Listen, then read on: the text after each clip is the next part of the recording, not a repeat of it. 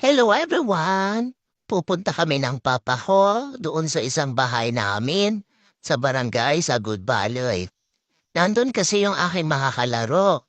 Si Gucci, si LV, si Sachi, si Tata, si Lalang, si Spotty, si Speedy. Gustong-gusto ko doon kasi dami akong kalaro.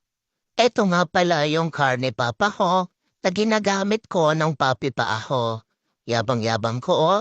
Driver ako dyan. Joke, aalis din naman ako dyan kasi si papa ko ang magdadrive. Pero syempre, katabi ko po ang papa ko. Ayan. Hindi pwedeng hindi ko katabi ang papa ko.